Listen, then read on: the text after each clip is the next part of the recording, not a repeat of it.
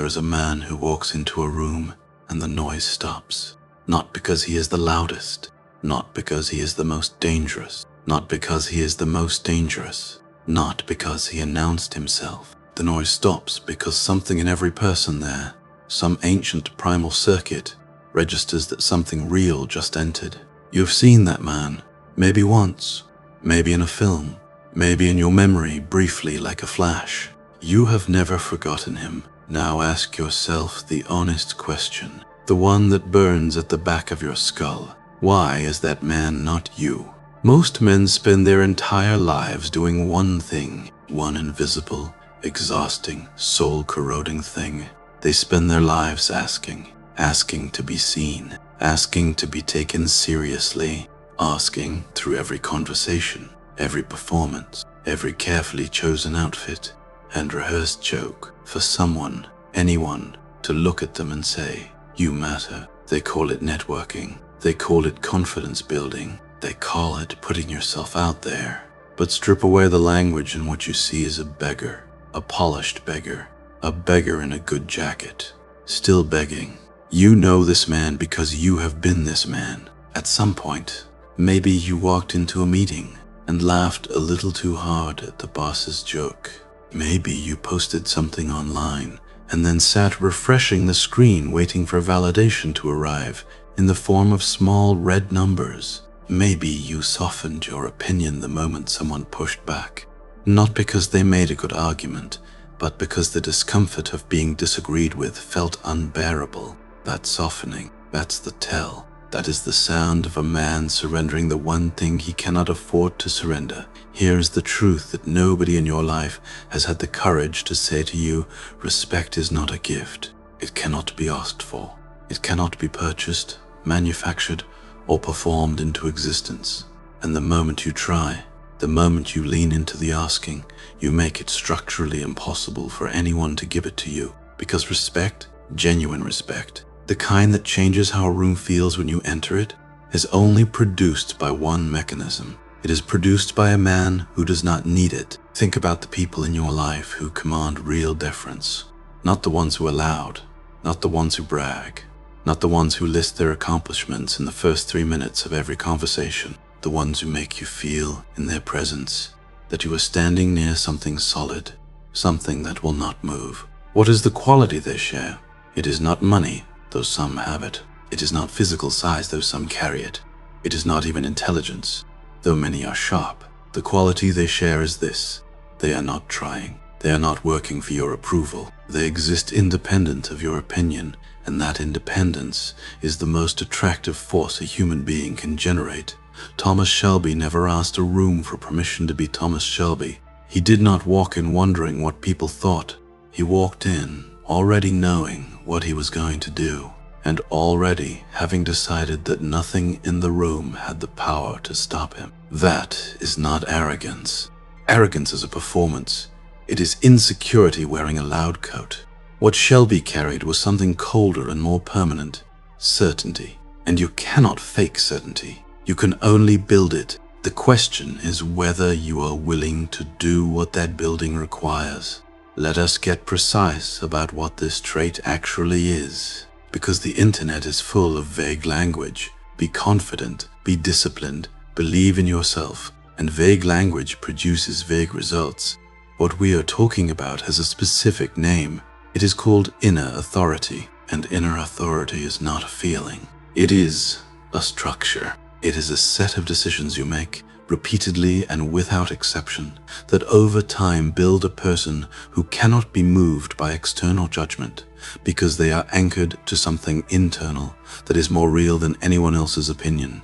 Inner authority begins with a single act that almost nobody performs: deciding what you actually stand for, not what you want people to think you stand for, not what sounds good at dinner parties or what your social circle rewards. What you actually, genuinely, non-negotiably stand for.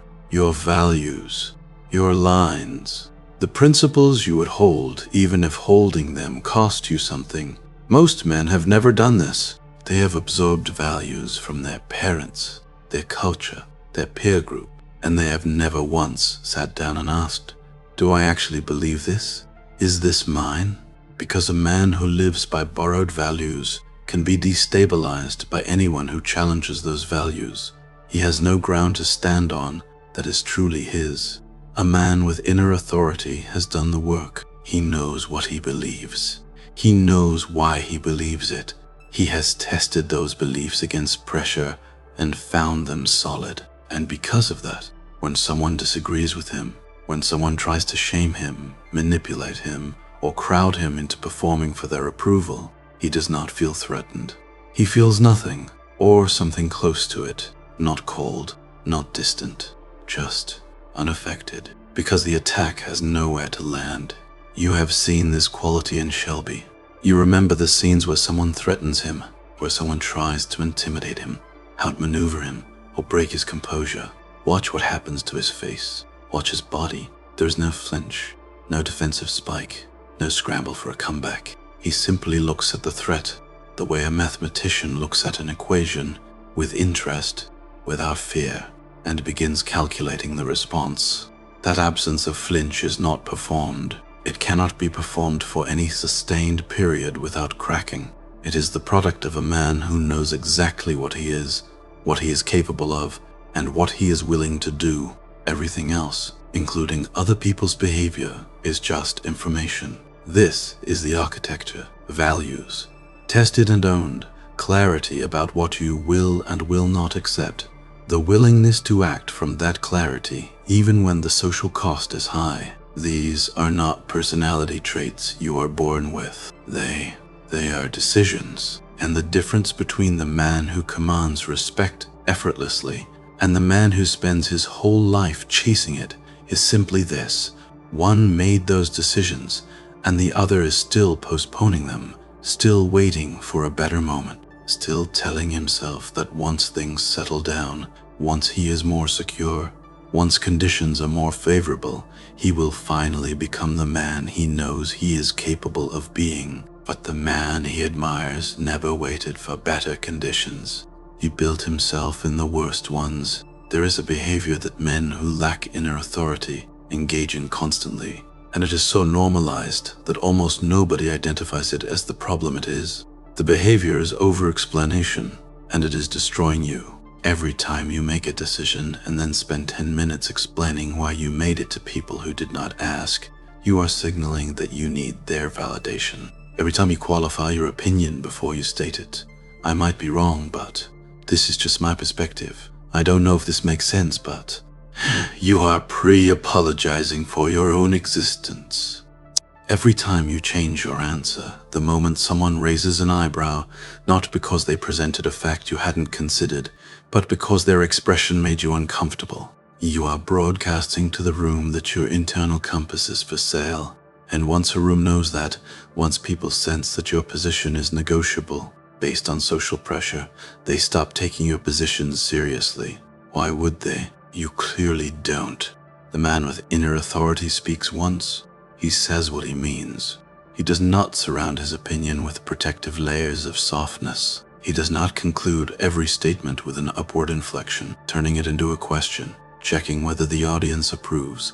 He says the thing and then stops talking. The silence after the thing is not uncomfortable for him. It is comfortable because he is not waiting for a verdict. He already knows what he thinks. The verdict from the room is interesting but irrelevant.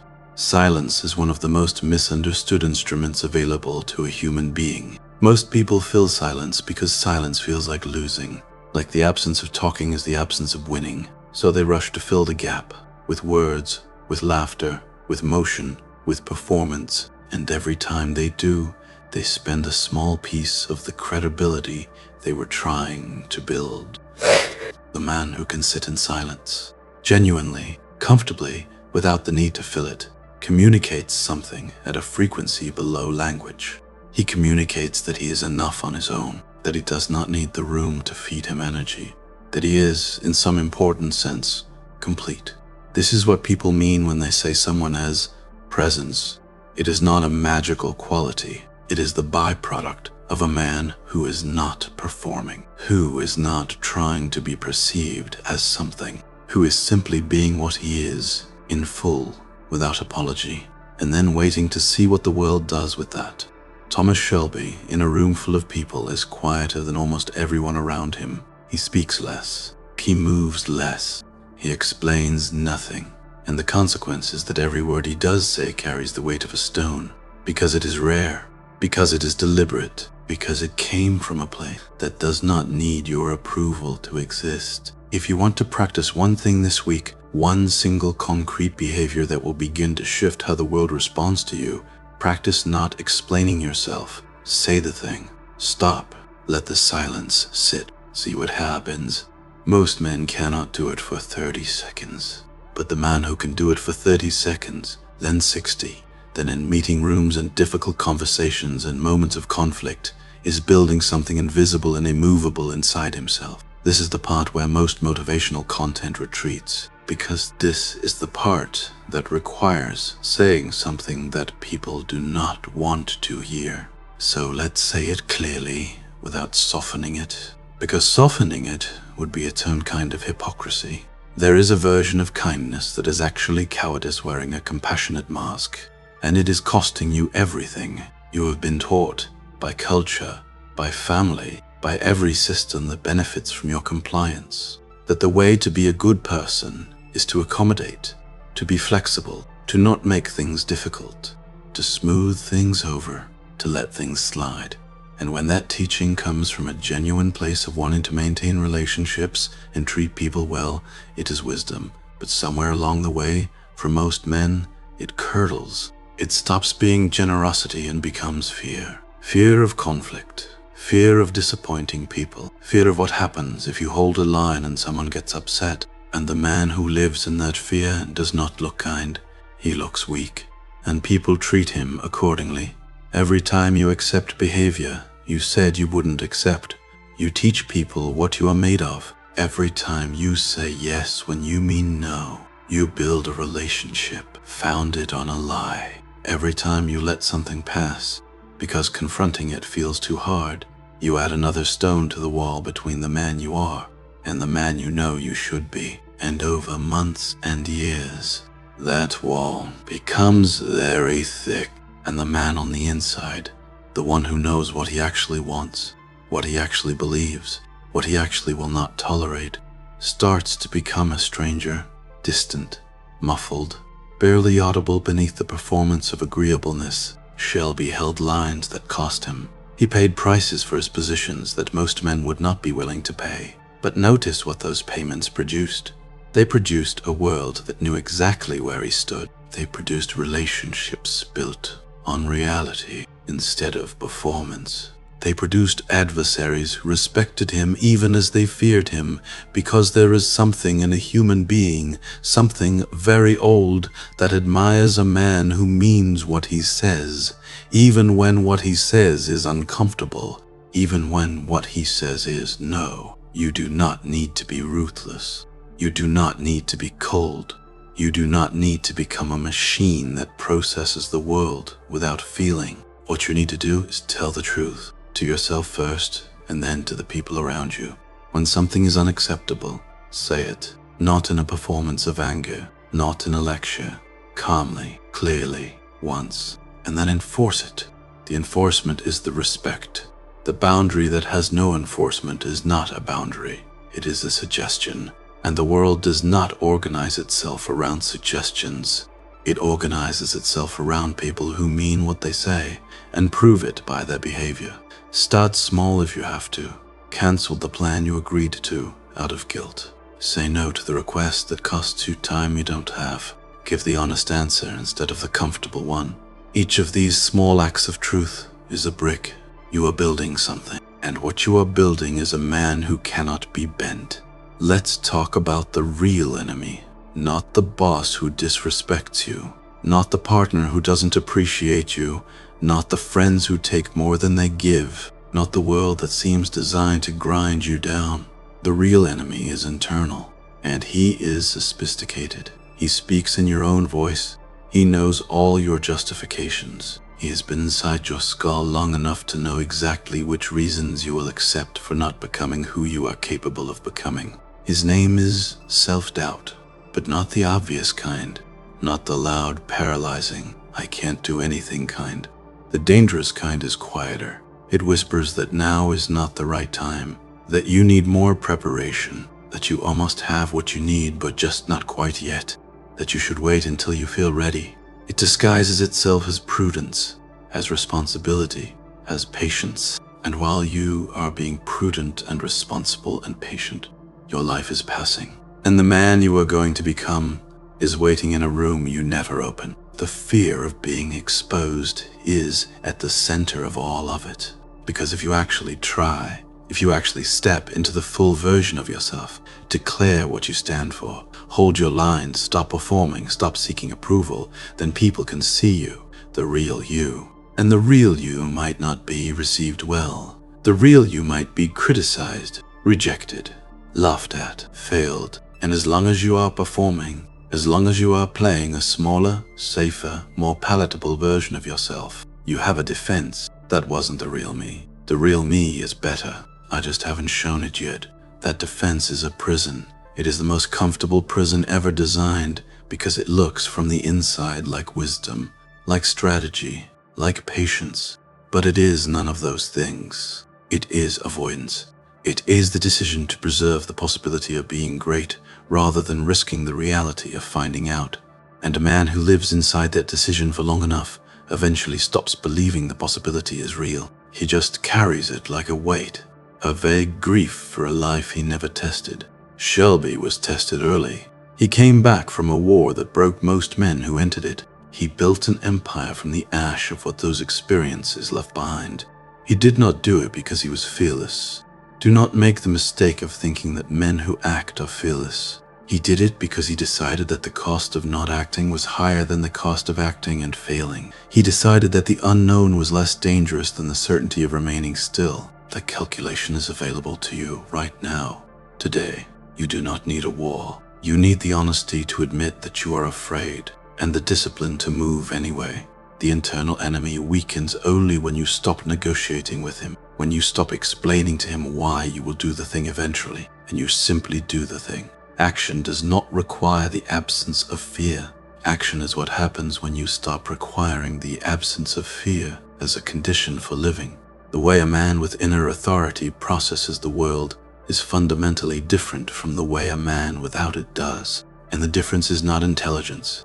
It is not some genetic advantage or mysterious confidence that certain people are born with. It is a habit of mind, a practiced orientation toward reality, and because it is practiced, it can be learned.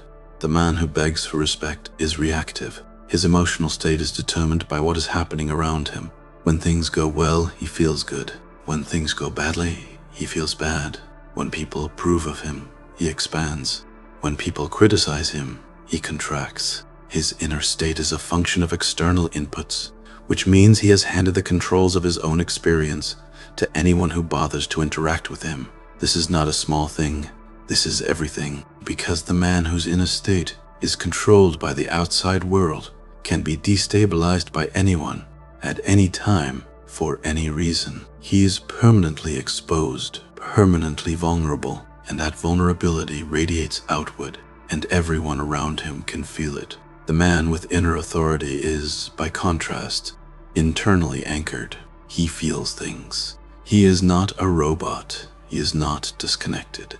But his fundamental orientation does not shift based on what the room does. He can receive criticism without being destroyed by it, because he does not need external voices to tell him who he is. He already knows. He can experience failure without collapsing, because his identity is not located in the outcome of any single event.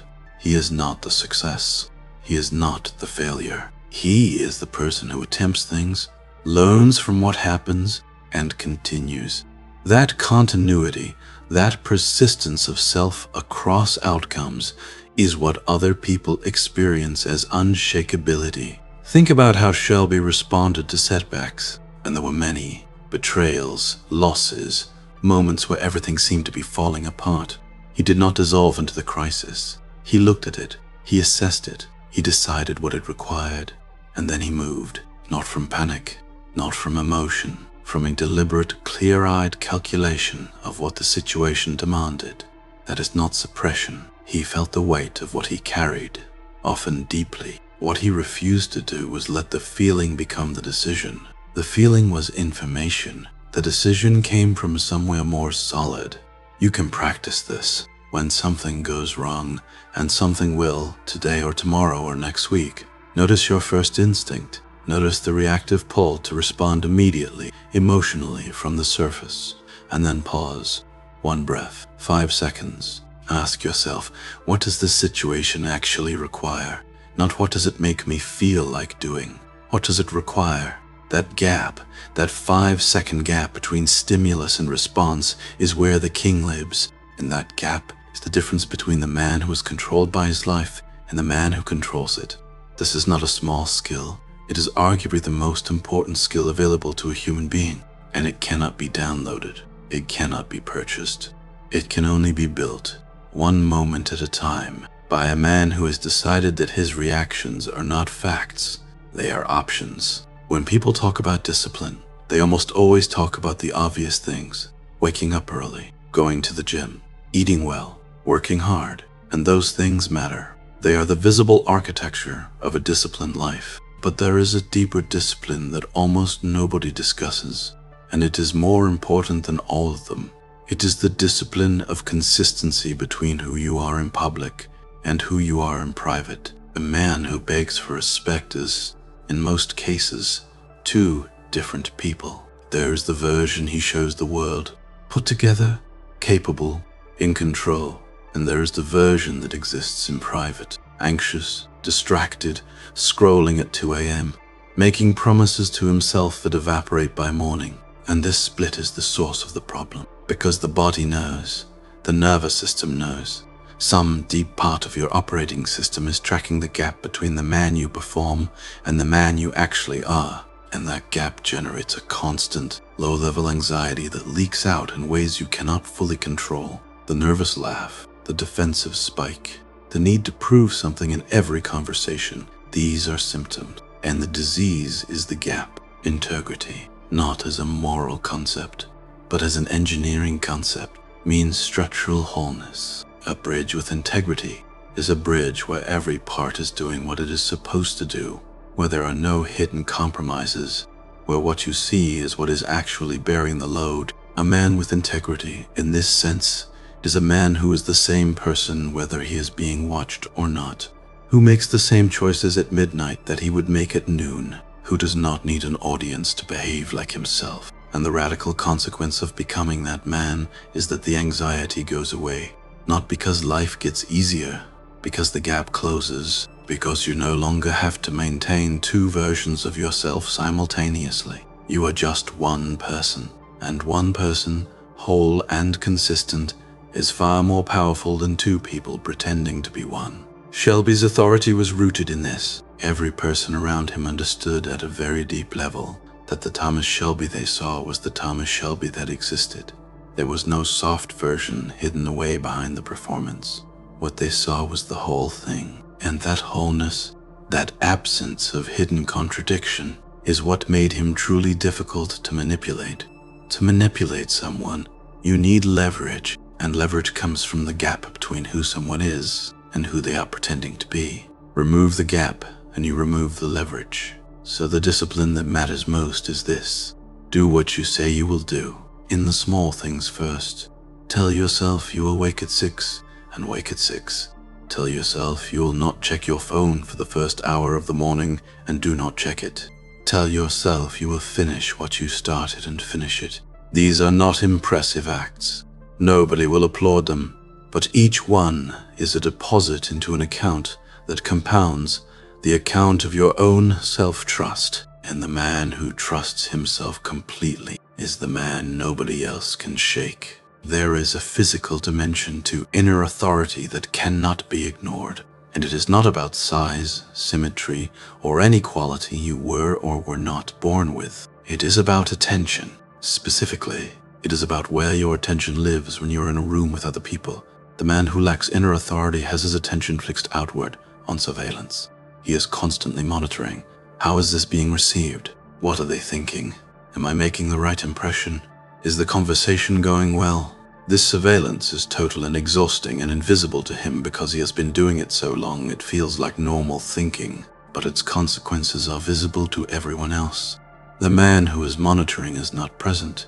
He is half inside the conversation and half inside his own commentary on the conversation, and people sense this split. They feel that he is not fully with them, and paradoxically, this makes them trust him less, not more, because the very effort to be impressive is what makes him unimpressive. The man with inner authority has his attention on the outside world in a different way. He is observant, not monitored.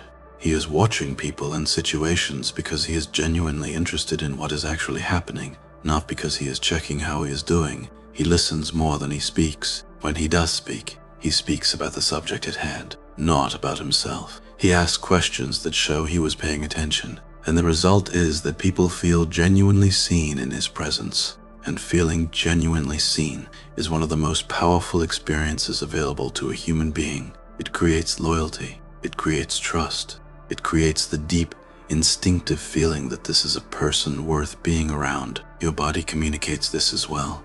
The man who is in surveillance mode has a particular physical signature. He fills space tentatively.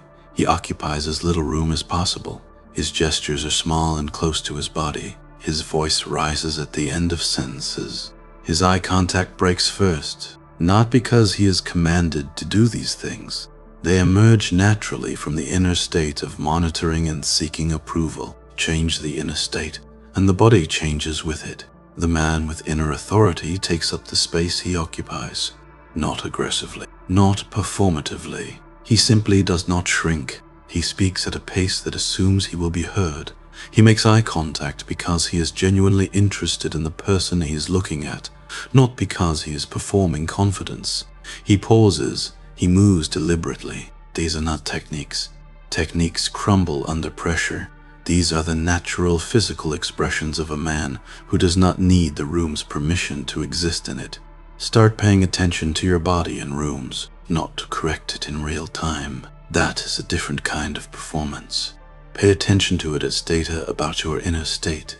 If you notice yourself shrinking, the question is not, how do I sit differently? The question is, what am I afraid of right now? Answer that question, and the body sorts itself out. The posture is never the problem. The posture is always the symptom. Everything described so far is worthless without a plan, and the plan is not complicated, though its execution is.